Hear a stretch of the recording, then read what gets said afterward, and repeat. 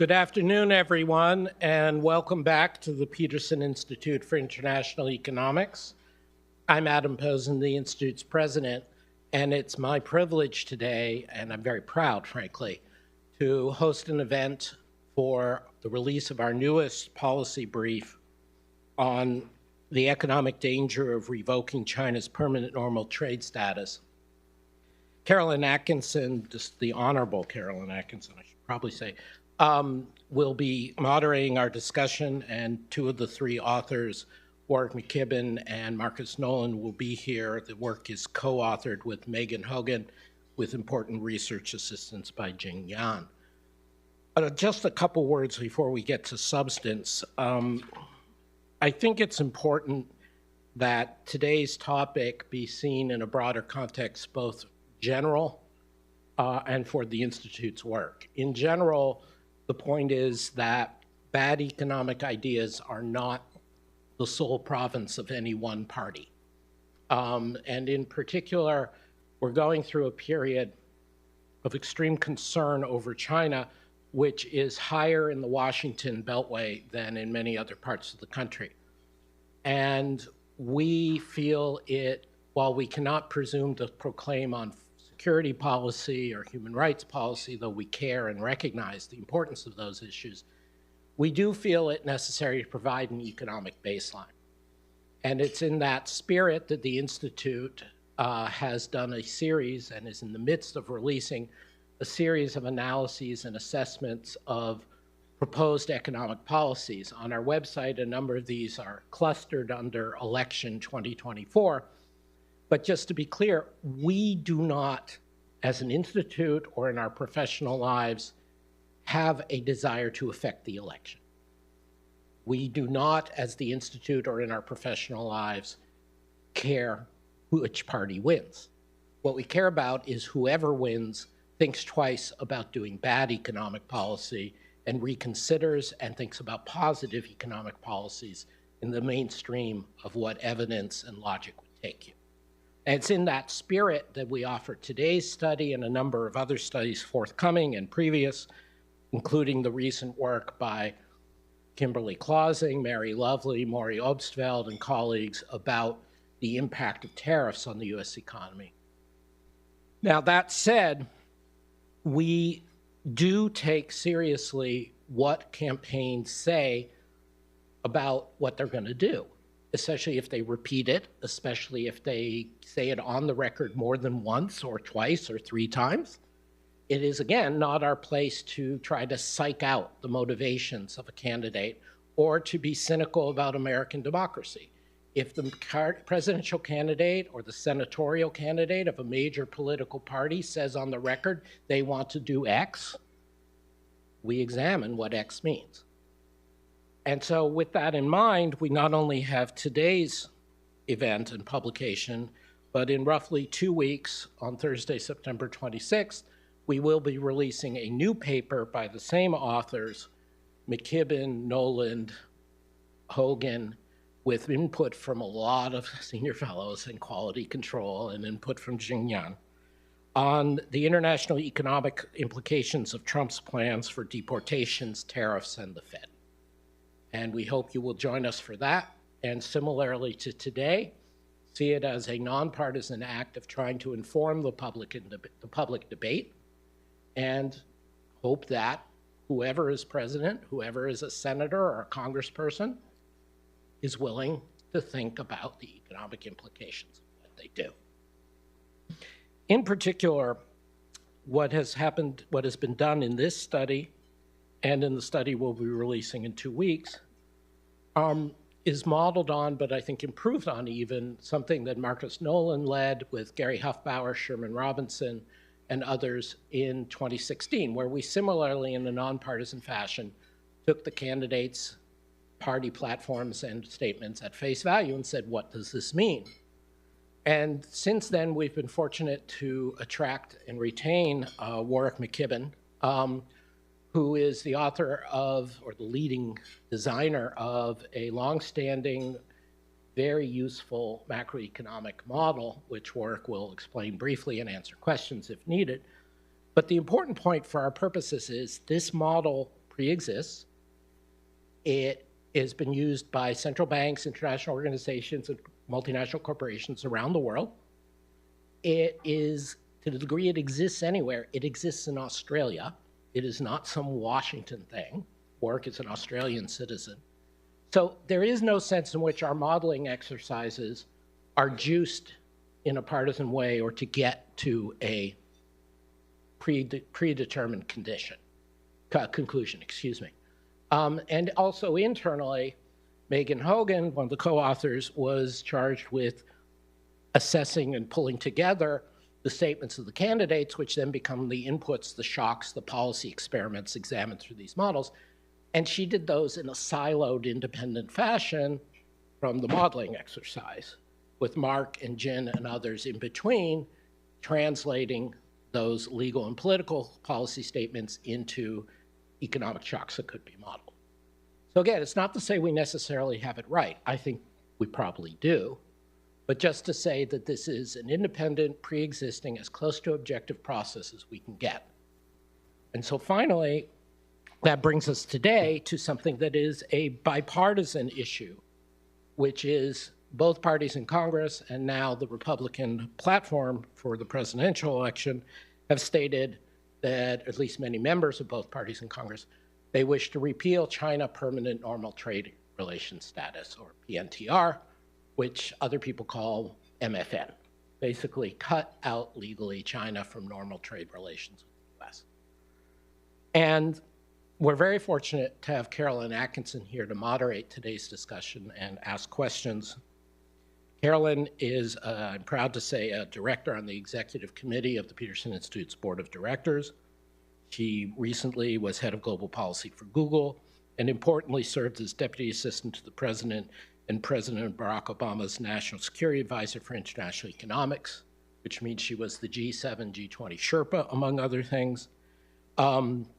She also previously held senior roles at the International Monetary Fund, the Bank of England, the Council on Foreign Relations, and during her service as the US Treasury in the Clinton administration, she was an advisor to Treasury Secretaries Robert Rubin and Lawrence Summers, a little preoccupied with the Asian financial crisis, but also during the period when China PNTR and accession to the World Trade Organization were under discussion. So with that, let me turn it over to Caroline to introduce today's panel.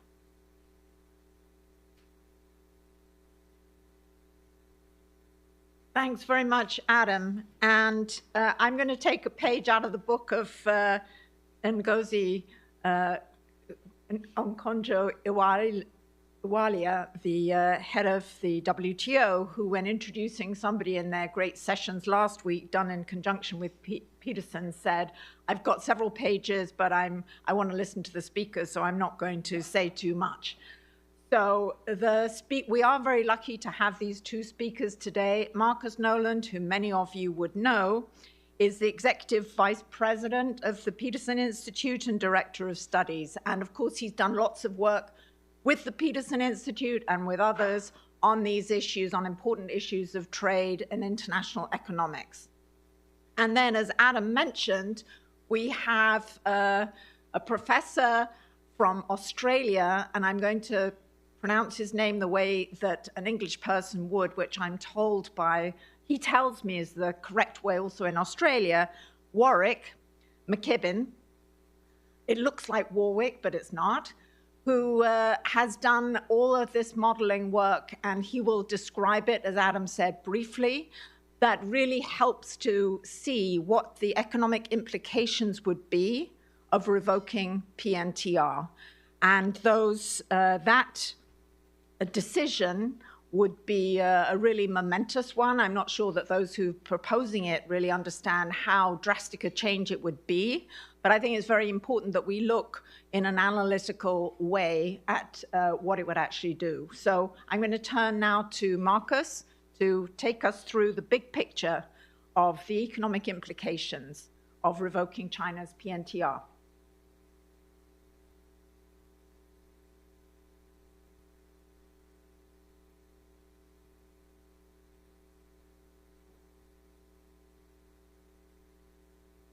Well, good afternoon. I was sitting here at the table preparing to speak, and as some of you know, I've been ill, and the brain fog associated with this illness affects my ability to type as well as speak in parallel park. And so in the first line of that slide, it's supposed to say, in 2000, in connection to China's WTO accession, the U.S. ended the process of granting China normal trade relations annually and granted China permanent normal trade relations.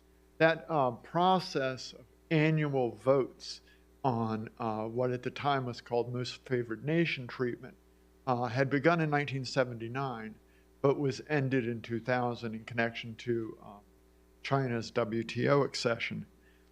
That change in the institutional environment, both the permanency of PNTR treatment by the United States and China's membership in the WTO, led to an explosion of trade and investment. And with that increase in trade and investment was dislocation in the import competing sectors of the United States. And as you could well expect, there was a certain amount of discontent among people associated with those sectors. That discontent has begun to manifest in the political sector. In the last two Congresses, we have had bills introduced to remove PNTR. Donald Trump has embraced it as part of his campaign. It is in the current Republican platform.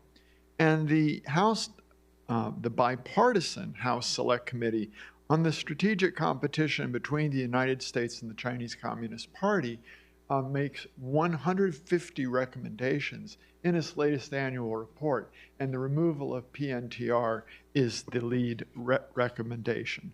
So there is considerable political interest in removing PNTR. I would say it's bipartisan with perhaps greater enthusiasm on the Republican side. So what would it mean? The default would be to raise tariffs on Chinese goods to the column 2 Smoot-Hawley levels. This would be a substantial increase and vary considerably across sectors. Warwick will show you a chart in a moment, and that is what we model. But this is not the only possible outcome. At the time that Congress took away PNTR, it could decide to apply a different set of tariffs rather than the column 2 tariffs. They could be higher, they could be lower. And indeed, there's talk in a report of the Select Committee as an example of using the removal of the PNTR as a bargaining chip and say, only raising tariffs to half of the Smoot-Hawley level and then bargaining with China to try to extract some concessions. I'm personally skeptical of that. As we can see today, once imposed, tariffs appear to be hard to remove. But in any event, once we took away PNTR and imposed tariffs at whatever level, it is likely that China would retaliate. It is shown historically to be among America's trade partners probably the single most reliable in that it does retaliate when the United States does something. And in our modeling exercise, we assume that they respond in kind, though in reality, they could respond a variety of ways. They could impose targeted tariffs. They could impose restrictions on U.S. firms with big operations in China, such as Apple. But we don't know what this response would be. So for tractability in this modeling exercise, we treat the removal of PNTR as a movement to the Smoot-Hawley tariffs and retaliation as an in-kind retaliation by China. And with that, I will turn it over to Warwick.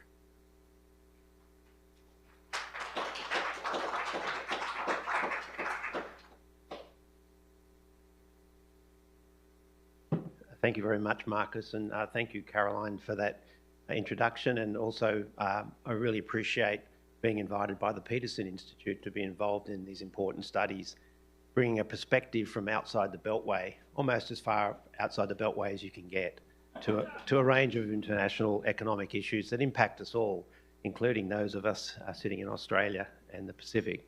So what we do here is, as Marcus says,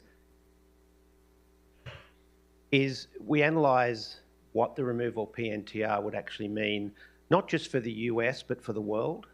And I should stress that the results for all the countries in this framework, both the macroeconomic results and the sectoral implications over time, are contained on a dashboard, which is linked to the policy brief, and you can download your favourite country's outcomes. Obviously, it's very different for different trading partners with China and the US. What I want to mention first is, what do we find? And this is a summary of a great deal of information. This is just focusing on the US. We find that if you add up the changes in dollar values of certain variables over the 4-year period from 2025 to 2028, you get very significant reductions in GDP if China doesn't retaliate, $94 billion. If you look at the sectoral production itself, it falls by a lot more. And you can see the distribution across two types of manufacturing sectors: agriculture, energy, mining and services are quite disparate. There's some very large impacts on manufacturing, not just in terms of output lost, but we'll also talk about the employment implications shortly. And these are magnified if China retaliates. And so what I want to do is, and the second point is that not only is it contractionary from an output point of view, it's also inflationary. So we end up with an outcome of lower production, lower employment, and higher prices. These numbers of 0.4 and 0.6 are the change in the consumer price index by 2028. And so we wanted to analyse the scale, the quantitative implications of these policies, but also the economic analysis of how the mechanisms work. And that's why what we do is we use a model of the world economy. As Adam mentioned, it's well known. It's mostly used for scenario planning by corporations. It's also used for policy evaluation by governments, treasuries, central banks. It's well documented. It's available online, open source. You can look at the equations, you can look at the parameterization, and if you're lucky, you can download the software and run it yourself. Now, what's in this model? It's a very large model. We call it the G20 model. We have 20 countries from around the world, mostly the G20 economies. We have 4 regions, so the entire world is closed in this group. We have 6 sectors of production. So although it's called a macroeconomic model, what's really interesting is that the sectoral outcomes drive the macroeconomy, and the macroeconomy drives the sectoral allocation of resources. So we can make statements about bond markets, interest rates, exchange rates, but also how those financial and macro variables impact on sectors. And very importantly, and you'll see this in the results, it's not just the sectors themselves that are impacted, it's the production networks across countries and within countries of movements of resources and prices which drive the economic outcomes. So it's a more complex system than people normally use for analysing some of these questions. And again, we model the behaviour of households in each country, of individual firms in each sector in each country, and government. What are the simulation shocks that we feed in? This is a chart which shows removing PNTR status is equivalent to raising tariffs. And so we calculate what would be the increase in tariffs across the sectors that are in the model. And you can see the change in tariffs is quite different across sectors. That's important because the input shocks we're putting into the framework vary by sector. And when we do the Chinese response, we assume exactly the same changes in tariffs as this table. Interestingly, the big impacts on the tariffs themselves are in manufacturing and agriculture, but that doesn't mean that's the sectors that will necessarily be most impacted, because these sectors are all interacting with each other. Some of these sectors, such as agriculture, are very exposed to international trade. So what happens to the global economy, what happens to real exchange rates, what happens to the linkages to the world really do impact on the individual sectors within the US. So what do? We project the world. We project the world out to 2100. We don't really need to worry about where the world is in 2100, but what we then do is we say, now let's suppose in 2025, this policy is announced. And what we want to then look at is the difference between what would have happened in the baseline and what will happen as a result of this policy change. So all of the charts they'll present are the deviations from what would have otherwise be the case. And so, for example, in this chart, it shows you not all the countries in the model. Australia obviously isn't here, which I guess I was outnumbered. But it's an interesting outcome because Australia gets quite significantly negatively impacted, not because of our trade with the US, but because of our trade with China. So what we see here is the revoking the status, the biggest negative impact is on China. So what's the story? Let's take a step back and think, how does a change in the tariff affect the economic outcomes in an economy? Increase in tariff, so there will be a price that producers receive, there'll be a price that consumers and firms will pay. The difference in those two prices are the tariff. So you would expect prices would go up if they've got a tariff built into them, but consumers and firms will change their behaviour. So there'll be shifts in demand and supply. So prices will go up to what consumers and firms pay, but the prices received by the foreign exporters or the domestic importers will go down. And to the extent that either the consumers or the importers bear the burden of that will depend on responsiveness, elasticities. How much do people change their behaviour? An important part of this is that revenue, which is raised, is taken out of the economy by the government. It's important to understand where does it go. We could do many different assumptions. We could give it to industries, we could give it to households. We assume the government uses it to address the ever-growing US fiscal deficit. So this money is extracted from the economy. It's about 0.9% of GDP, a couple of $100 billion. So it's being extracted from the economy. That macroeconomic effect is important because that's demand that's taken out.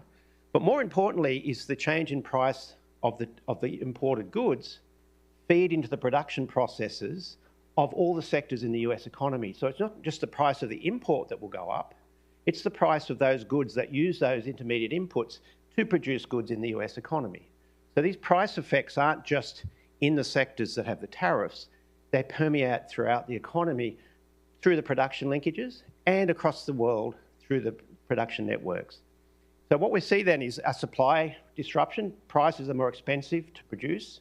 That's going to be a supply shock for many sectors. Demand will be contracted for many sectors, so we have a mix of a demand and supply shock. You can see for the US, this causes GDP in 2026 to be 0.1% lower than it would have been. Now, you see at the beginning that it doesn't seem to have much effect on GDP initially.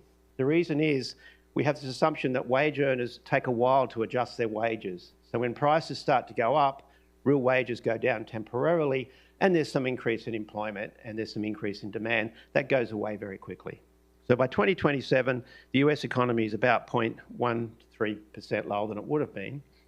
For China, it's a much bigger negative shock because China exports are now being contracted quite severely. Interestingly, the American consumers and firms don't switch just from Chinese products to American products. They shift from Chinese products to products from all over the world because now we have no tariff change except on the Chinese products. And so you get this substitution going on in the global economy, but America is a very big part of the Chinese market. And you can see the impact is significant and long-lasting. On the right-hand side, you see then if China does retaliate, these mechanisms of contraction of global economic activity permeate the world economy and reverberate with a negative feedback to the US. And so you can see that it doesn't quite double, but it causes an extra 30% loss to GDP. What happens to inflation? Well, it's fairly obvious for the United States. Import prices are more expensive. There is some offset because when you put a tariff on Chinese products in the US, international trade theory and the evidence from previous experience is that the exchange rate will appreciate. So if the exchange rate, the US dollar, gets stronger, that actually reduces the prices of other imported goods from other countries because the US now has more purchasing power. So you get an additional substitution going on in international trade markets, but basically inflation in the US is higher than it otherwise would have been. In the background here, I've mentioned the fiscal rule, where we're using the revenue to reduce the deficit. What the Fed does and what foreign central banks do also matters. So what we have here is the assumption that the Fed is following what we like to call a Henderson-McKibbin-Taylor rule, where the Fed is caring about the potential growth rate relative to the current growth rate. and inflation relative to target when measured in terms of CPI. So the Fed is looking at a shock where GDP is going down, or actually technically gross output is their target, not GDP. Output slowing, inflation's rising. It's hard for the Fed to do anything other than try and offset that policy, but it's very difficult because they're moving in the wrong directions. So you end up with inflation in the US. Interestingly, in China, we end up getting the Chinese central bank is trying to resist the currency depreciation of the renminbi relative to the dollar. That's part of their reaction. So the Chinese numbers are affected both by the monetary regime in China as well as the spillovers. You can see the biggest negative effects, and I should have mentioned that, the biggest negative effects in this is China for GDP, but the positive effects are Mexico and Canada in particular because of a relocation of production which gradually occurs into those economies to service the US market because the US isn't levying tariffs on Mexico and China.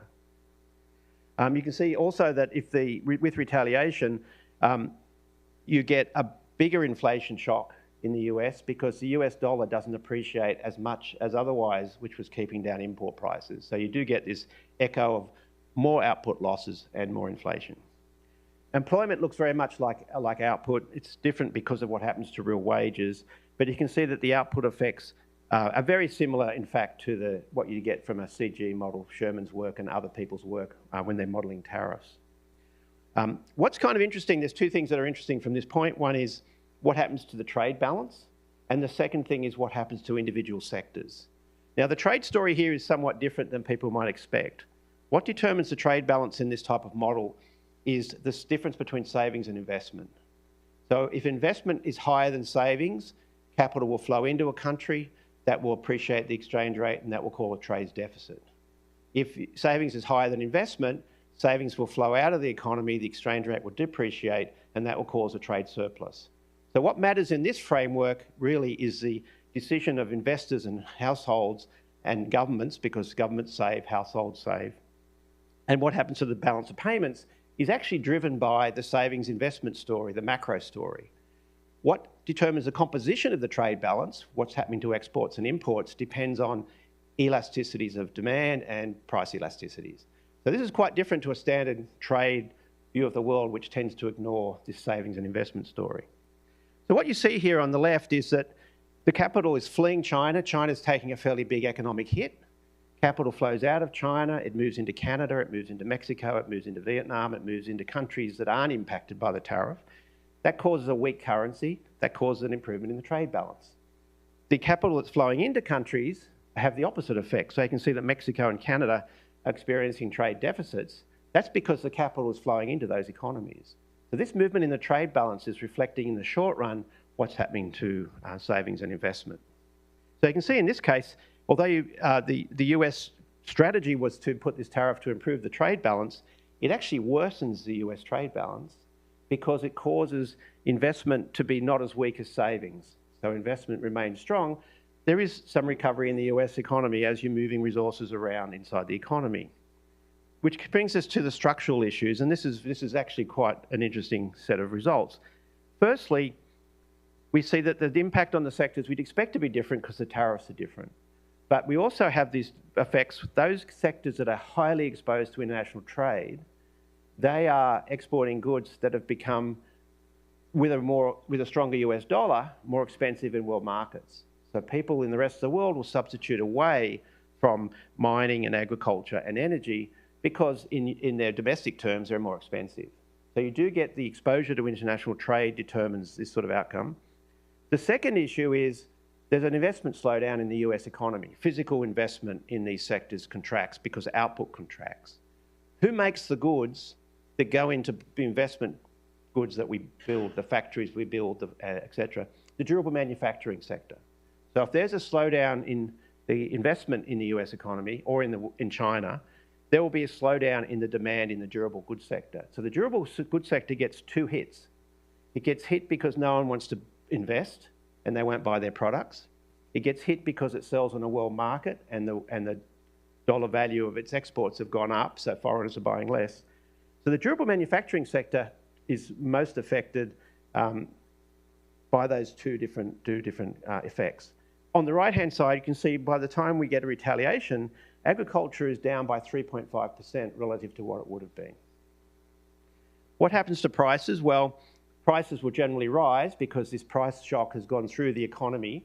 The Fed has taken out inflation, but it doesn't bring the price level back to where it was. So you get some prices being durable manufacturing prices, for example, are 1.25% higher. Some sectors have a reduction in demand, so their prices will fall, like energy. So there's a big shift in relative prices. And as China retaliates, these price effects get accentuated. What's interesting now is what happens to domestic output. And again, you can see that the agriculture sector gets hit most. That's reflecting international trade on the one side, but it's also reflecting higher cost of inputs in producing agricultural products. And you can see with retaliation, agriculture and mining and durable manufacturing lose up to 3 to 3.5% of their output. So what do we find? Well, the conclusion then is revocation of the PNTR reduces GDP, it increases inflation in the US, and if China retaliates, we get an amplification of that effect. We see a very uneven impact across the economy, partly because the tariffs are different, but also because sectors that are trade exposed, like agriculture and manufacturing, take the brunt of the shifts in global demand, and we see significant falls in output and employment in these sectors.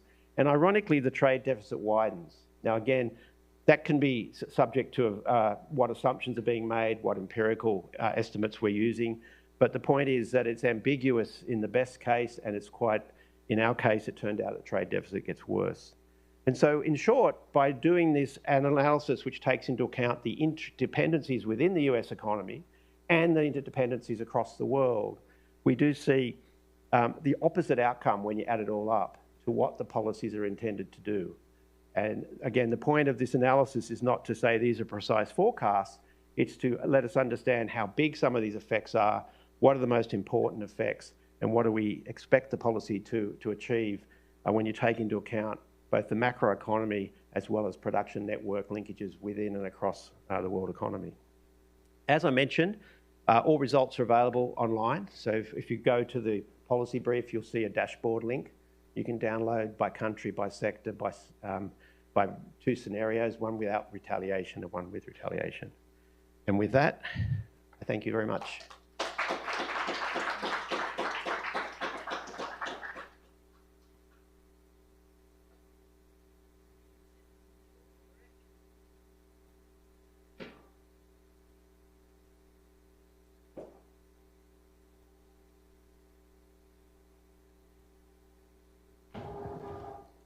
You okay with this, Marcus?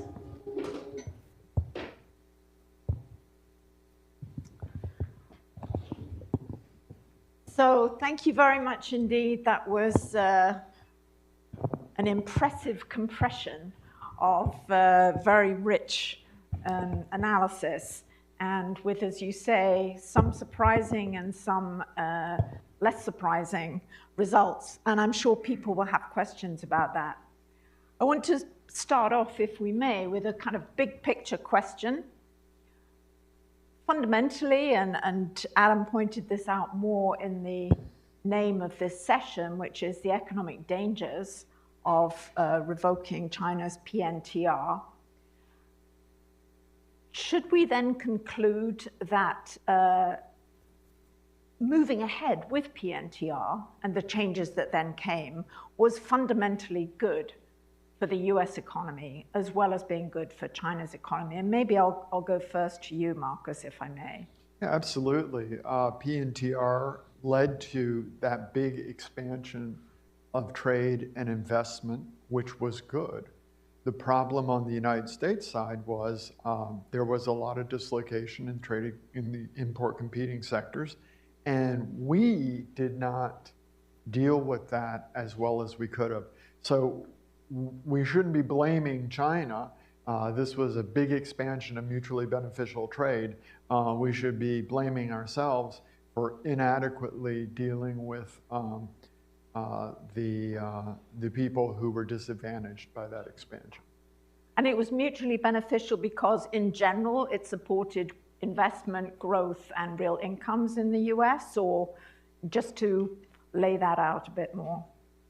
Yeah, I mean, it raised incomes in the United States, but it had an uneven effect. There were people, I don't want to use the term losers, but there were people who were disadvantaged by this big expansion of import competition.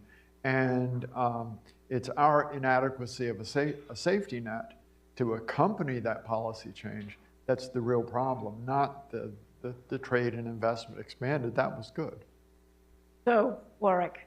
And just to add to that, I agree completely with Marcus on this, but also in terms of who benefited, consumers definitely benefited. So if you look at the different sectors, there were some benefit, some who did benefit, some who didn't, but consumers are overwhelmingly better off because they're able to get their same consumption spending, they get a lot more physical goods out of their spending because the prices moved so much around the world. Now there was, again, transition price effects from the expansion. The second issue is it was extremely beneficial for trading partners of China in Asia, particularly Australia. Our energy sector, our mining sector, our education sector benefited enormously from that. So it wasn't just the benefits that accrued to the Chinese economy, they spilled across the world. Back to Mark's point about the transition, it's also the case in these simulations, we're being very, very optimistic on how easy it might be to move resources across the US economy if you revoke PNTR. We have labour mobility within the US, so you can take the agricultural workers and turn them into manufacturing workers. When you say we have, you're assuming in the model that we in the have. model, sorry, yes, in the model. So the model allows workers to move smoothly. In practice, there could be even larger economic losses because of regional dislocation. We also have very sticky capital. So financial capital can move arbitrage across the different assets, but you can't take a factory that's in the farmlands to turn it into a power station. So that physical adjustment that you would have to make when you start changing the shape of the US economy is very costly down the transition in terms of physical capital. So the dislocation, you wouldn't unwind the dislocation that hurt communities in the first place so much as add more dislocation, but perhaps in different communities. That's right, but you have to be aware the transition is real and the costs of transition are real, and that you do need, as Marcus said, policies that deal with that more appropriately. Right. I want to ask, and this, I'm sure many in the audience will have a view on this, but you did say revoking PNTR would be equivalent to raising tariffs. And especially today, perhaps, people have a view about what are tariffs and who pays them. And perhaps it's worth just commenting briefly on that issue. We know that, and obviously there's been work that the Peterson Institute has done before, which was, and I'm sure we'll be doing again, about who actually pays tariff and are they a form of taxation that is regressive and so on. But since you use this analogy to a tariff increase, I think it'd just be worth laying out a bit more about who's paying these additional tariffs. So again, perhaps my Australian accent hit some of what I said, but it's very clear that what you're doing is changing the price that the end user pays for something, and you're changing the price that the supplier of that product is receiving. You have to be changing those two, because what's the difference is what the revenue that goes to the government. So there's three players, and how it balances between how much revenue there is, how much the consumer would pay of the tariff, and how much the producer would pay depends on the sensitivity of demand and supply to these changing incentives. It varies by sector, it varies by country. And so we've used estimates which are within the empirical literature. So, and also if you look at historical episodes, you do see everybody shares in the burden of a tariff. Mark, do you want to jump in on that issue? Well, economists talk about something called pass-through, and that's basically a way of describing how much of that burden ultimately lands on the consumer and how much of that burden is absorbed by the exporter. And I think Donald Trump in his campaign is implicitly arguing that the exporter is going to assume that entire tariff burden and that none of it gets passed through the consumer. I think that the empirical literature comes out with a range of estimates that vary by product and by industry structure, which will affect that. But I don't know of any studies that find that the exporter absorbs 100% of a tariff. Right. One of the things that that came out to me looking at the charts and reading is that, of course, the relative hit to China is much larger than, or the hit to China relative to the US is much larger. There are some who might say, well, maybe the US should absorb some pain in order to exert that pain on China. That maybe is more of a political than an economic point, but perhaps I can ask you, Warwick, to comment on what it means for the rest of the world more broadly and how one might think about those relative costs and if they shift a lot with retaliation. Presumably they trigger retaliation. What's interesting is you do see some countries get relatively worse affected. Those that trade with China, for example, Australia, the exports of mining and energy are impacted, and Australia is definitely worse off. Other countries such as Mexico and Canada receive capital from the reallocation out of China. Those countries are definitely better off in terms of production. They may or may not be better off depending on who owns the capital and how the profits eventually get repatriated. If it's capital that would have been Chinese capital, then that's a different story than if it's Canadian capital returning to Canada. So it's complex. It's not, you can't treat all countries equivalently, and that's why you have to use some sort of framework that picks out the asymmetries in economic structure, in trade, sensitivity, and openness to the world economy. Right.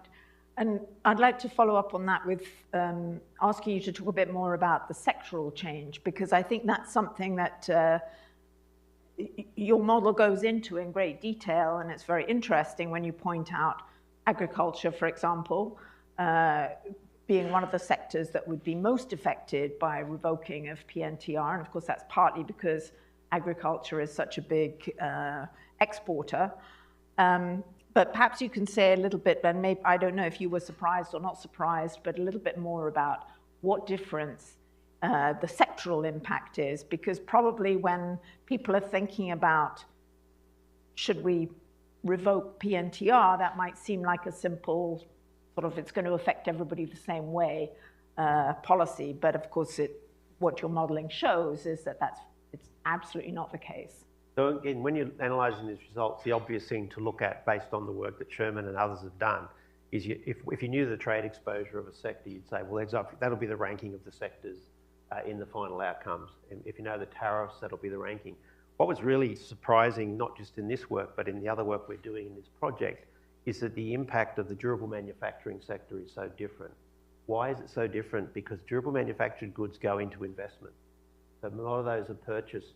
Some are purchased by households, cars, white goods, but a lot of them are purchased by companies that are building factories and are building production capacity. And so if there's a slowdown in anywhere in the economy, the direct spillover for a reduction in demand hits the durable goods sector. And that happens to be a manufacturing sector, and that happens to be one of the sectors that politicians always point out that they want to keep in America. Yet the policies they're implementing, if they cause investment either in America or overseas, so American durable goods firms are exporting into China. China's investment slumps, they don't buy as many goods from the durable goods sector. So this linkage domestically and internationally really does show in the durable goods sector. And that's an important result.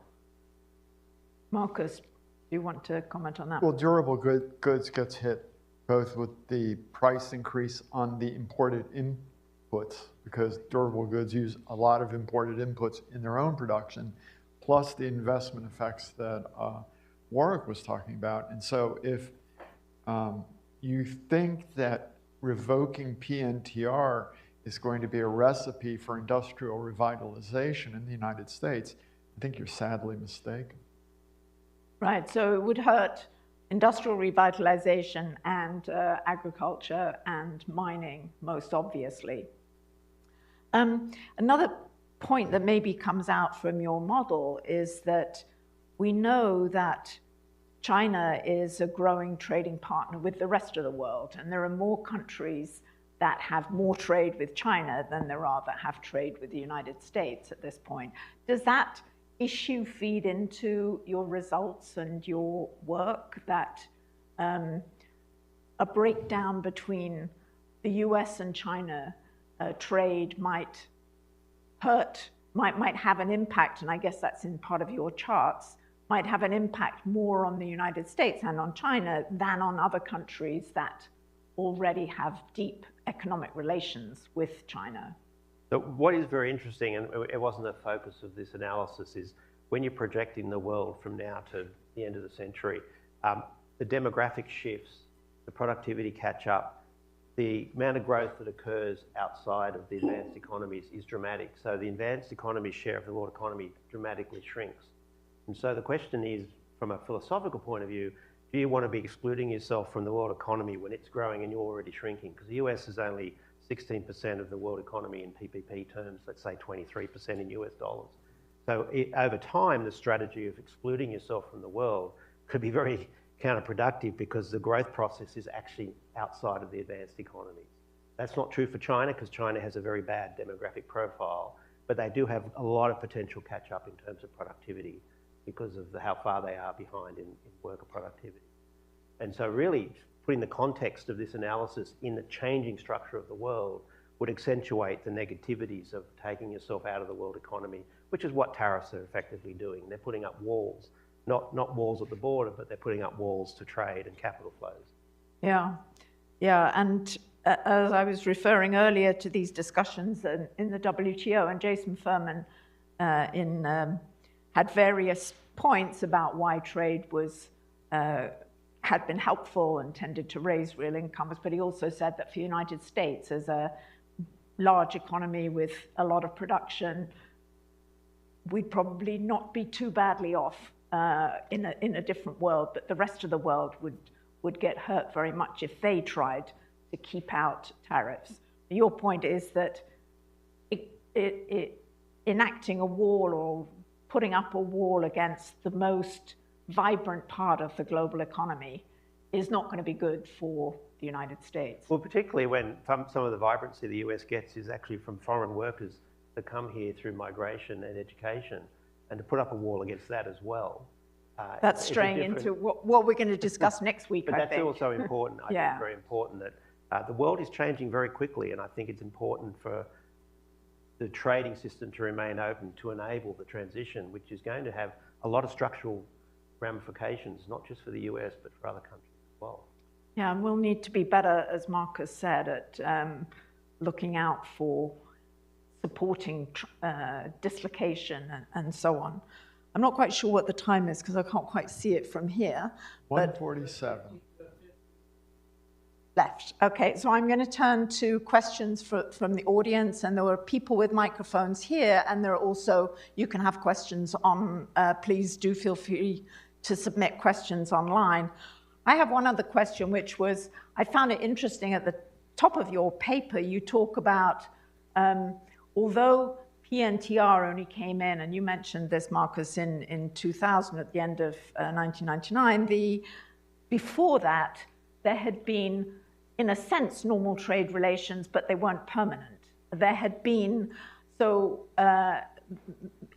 by an annual process, the tariffs that China faced coming into the United States were, in fact, as if they had most favored nation, but there was an annual process of renewal. So revoking PNTR would, as you mentioned in your paper, raise both the permanency and the degree of certainty that businesses and so on need to do investments and so on, but also it would raise very much the potential. It would be doing more than going back to 2000.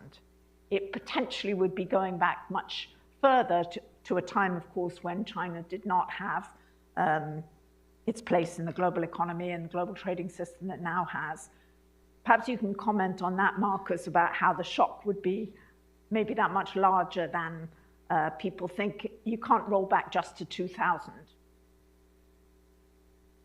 Right. Well, in literal terms, you'd be going back to 1978. But as you mentioned, China is a much bigger economy and much more involved in the world. And I think the sort of the qualitative change that we capture partly with the model is there would just be a movement away from the United States by third countries because the United States would be seen as an unreliable partner. So on that doer note, I'm going to turn to questions. I see Barry has one, and then somebody, do please line up if you have questions here, or you can just wave at me or wave at the people with microphones. And I think there may be one online as well. Go ahead, Barry. Barry Wood, RTHK in Hong Kong. Isn't revocation of PNTR in violation of World Trade Organization rules? And related to that, the proposed increase in tariffs by the Americans and the Europeans, on what basis can that be justified under World Trade Organization rules? I'm not sure if we have any of the Institute lawyers here today who could give you a more sophisticated answer on that than I can. But I was really struck this morning when I was going over this material in anticipation of this meeting is the absence of the WTO. I'm not sure if I think it gets mentioned in the policy brief, but the fact that this would be just a serious breach of WTO obligations doesn't really factor in. And I think that speaks to the lack of relevance of the WTO, at least in some political quarters in the United States. And at the moment, we hope, yes, back there. Thank you. Firstly, thanks. I should say, please introduce yourself, because I know you are. Arvind Subramanian, Peterson Institute. Thanks for a great presentation and a great discussion. Two very quick questions. The first is, it would be, we're already in a PNTR revoked world, so it would be good to know how your assumptions kind of on the various tariff things actually compare with the reality today. I mean, are we halfway there, 1/3, or whatever? Just to get a sense of, so that people know that, it's already there and all the tariffs that have been imposed and retaliated against where we stand, just by way of, setting it.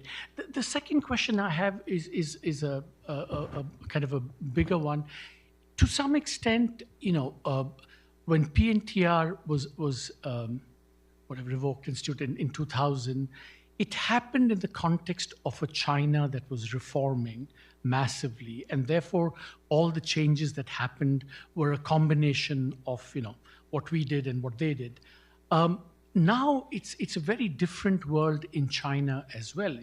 This is not a reforming China, and therefore how should we think about the numbers that you've presented? I know this is a partial equilibrium exercise, partial in that sense. You only look at the changes in the trade actions, but the broader context is very different because this is a China that is actually going backwards.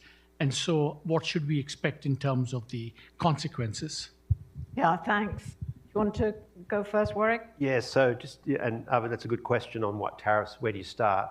We're using the GTAP database, which has the pre-Trump tariffs. And so you are exactly right that we're already down that road. So this is explicitly comparing a movement to a PNTR revocation relative to the tariffs back in 2016, right? So that's true. On China reform, so what we're doing... Sorry, can I just press you a bit more on that? If Arvind said, how far back is it? So how much have we had of these negative effects? I'm sorry? 1/3. 1/3. Yep. Yeah, so if you want to compare where we are with the post-Trump tariffs or the current Biden tariffs, then you would adjust these numbers by a third. Thanks. And I should make clear that's a guess on my part. Yeah. Because the special protection applies to more than half the imports, but they're not at the Smoot-Hawley levels, and so I don't know, a But quarter, broad brush. third, something like that. So Arvin's comment about China now compared to China 2000, that's an important point as well. The structure of the economy in our model is China as of 2025. Okay, so we're starting from where we are in China, not going back to both China being what it was and doing the tariff changes. So there's a lot of change already occurred, as you point out, and there's a lot of change in the baseline as well. There's very big negative demographic forces going forward, and there's very big productivity growth catch up in some key sectors. So the structural change is occurring in the baseline, and so we're overlaying that structural change with the tariff simulations, and we're looking at the difference. Presumably, we're picking up the small changes in addition to what's already very large changes in the baseline. I was assuming that Arvind was suggesting that there will be less structural change. I mean, there'll be some that will be forced by demographics, but there may be less in terms of market openness. But we do hold the institutions fixed. So the central bank reaction function's unchanged. The fiscal rule in China is unchanged. All the various policy levers of the Chinese government, we're assuming they don't change those as a result of going forward, but they could very well change, as you point out, as an endogenous process. Right. Somebody, yeah. Hi, Raul Hinojosa from UCLA. I guess one way I would like to hear this presentation, which is fascinating, thank you very much, would be to say, well, if you didn't like the last China shock, just wait for the new China shock, because this will obviously be much more severe than what we were experiencing in the 2000. And we can actually begin to look at the dynamics of it, because that dynamic of that so-called initial China shock was over time, and it had a series of countervailing activities. So I'm also interested. I don't have time to download the model and run this, but maybe you've done it. Is what would be the effect of actually eliminating the Trump tariffs? Running this forward at this point, how does this, and maybe there is an adjustment issue, Marcus, that we should have been thinking about 24 years ago, that we should be thinking about now. And I think that the interesting thing to point forth is that the adjustment issues going forward will be a lot less, not exposing the world to a massive new China shock than actually going back to the 2016. So on your second question, we are aware that there is demand for such a paper, that where we roll back the sort of tariffs to the Obama era ante, and when we catch our breath, which may be a while, we will try to produce such a paper. Yeah, because it's a good question. There's been discussion about, well, why not lift the tariffs to help inflate, especially at the time of the peak of inflation, but a bit less about the overall structural changes. And with respect to the first question, the second China shock, some of my colleagues are allergic to the term China shock. So I can only imagine them pulling their hair out if we try to produce a paper called The Second China Shock. So I'm not sure that we're going to do that one. But again, the first China shock wasn't just trade liberalisation. It was a lot of reform within the Chinese economy. And maybe the second China shock is a complete elimination of those reforms. We could potentially run that, but we're not planning to. So I see from Adam, he's calling time, and I'm going to turn it over to you. Not at all.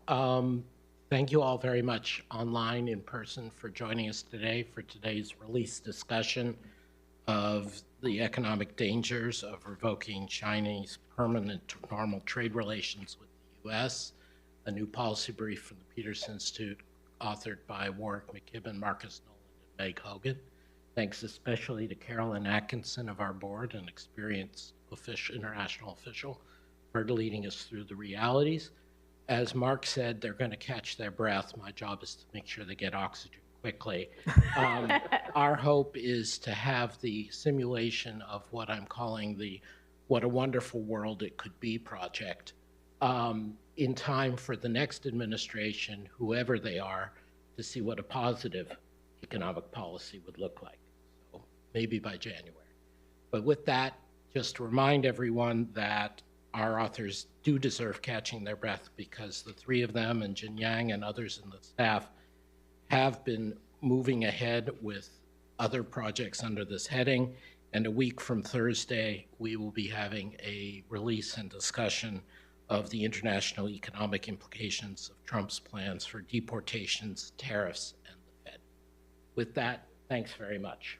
Thank you. Thanks very much.